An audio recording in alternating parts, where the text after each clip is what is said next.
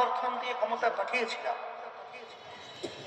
আমরা তাদের থেকে যা চেয়েছিলাম আসলে বাস্তবে তা আমরা পাই না, বরঞ্চ আমরা যা পেয়েছি যেটা ইতিহাস তাম দুনিয়ার মধ্যে কলঙ্ক হিসেবেই আমরা পেয়েছি।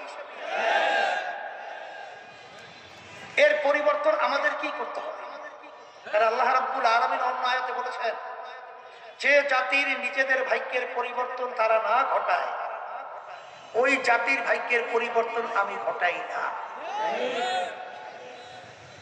সেই হিসাবে আমি বলবো, দুনিয়াতে শান্তি, আখেরাতে মুক্তি, তার একমাত্র নীতি আদর্শ গ্রান্টি হলো ইসলাম। অনেক মুসলমান আমার ভাইয়েরা আছে, আমার মা বোনেরা আছে, ইসলামের কথাটা শুনলে তাদের কাছে ভালো লাগে না। ইসলাম একটা আরবি শব্দ, বাংলা অর্থ হলো শান্তি। এইটা শুনলে আমাদের কাছে ভালো না লাগার কারণ কি? আসলে বাস্তবতা হলো এই, গ্রাম্য একটা প্রবাদ বাক্য আছে, চুন খাওয়ার পরে যদি মুখ পুড়ে যায় দড়ি দেখলেও ভয় পায়। ইসলাম আসলে মানুষের শান্তির জন্য। ইসলাম শুনলে মানুষ ভয় পাবে কেন? আসলে বাস্তবতা হলো এই যে কিছুদিন আগে যে সরকার পতন হলো, দিনকে রাত্র বানিয়ে রাত্রকে দিন বানিয়ে মিথ্যার উপরে এমন ভাবে প্রচার করতে মনে হয় যে এইটাই সত্য। ব্যবহার না করেন, আপনি ভালো পাত্রে ভোটদান না করেন, আপনি তো পছন্দ নষ্ট হয়ে গেছে, আত্মায় প্রথম করেছে। তাজা মাছ নেন না, পচা মাছ কিনে আসছেন। কাজে এই জন্য আগামীতে আমরা দেখতে চাই দেশে একটা দুর্নীতি, দুঃশাসন, সন্ত্রাস চাই। আপনারা সবাই চান? যদি চান, এখন থেকে গ্রামে গঞ্জে একটা কথা ছড়াই দিতে হবে, বিশ্বাস চায় এই দেশটাকে একটা কল্যাণ রাষ্ট্র প্রতিষ্ঠা করতে চায়। কি রাষ্ট্র? রসুল করিম সাল্লাল্লাহু আলাইহি ওয়াসাল্লাম ইসলামের আদর্শের ভিত্তিতে একটি কল্যাণ রাষ্ট্র প্রতিষ্ঠা করেছিলেন। সেই রাষ্ট্রের মধ্যে মানুষের মধ্যে কোনো ভেদাভেদ ছিল না, মানুষ অধিকার হরণ করে নাই, জুলুম নির্যাতন দুর্নীতি করে নাই।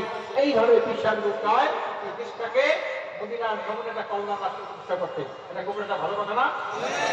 কল্যাণ রাষ্ট্রের পক্ষে আপনাদের কমপক্ষে মাসে 4 জন করে সদস্য দাওয়াত দিয়ে আনতে হবে যে আমি পীর সাহেবের ডাকে, পীর সাহেবের কাফেলায়, কল্যাণ রাষ্ট্র প্রতিষ্ঠার কাফেলায় আমি শরীক হয়েছি। ভাই, আপনি এই কাফেলায় শরীক হন। সাম্য কাকে বলে? মানবতা কাকে বলে?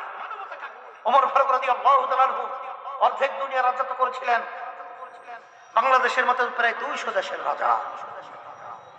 তিনি চিন্তা করছেন, আমিও মানুষ, গোলাম যে রশি টানে সেও তো মানুষ, সে রোদ্রের ভিতরে পুরো চামড়া কালো হবে আর আমি ছায়ার ভিতরে থাকবো, এটা হয় না।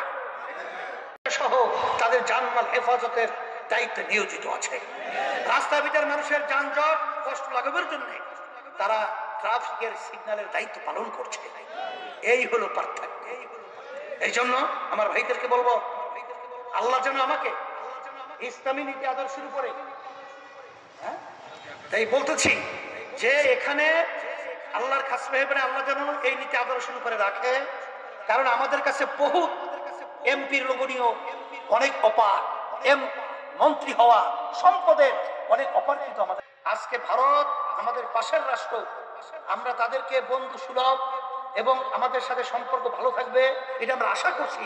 কিন্তু তাদের আচরণ 53 বছর স্বাধীনতার বয়সে কখনোই আমাদের স্বার্থ তারা দেখে নাই, তাদের স্বার্থই তারা সবসময় দেখেছে।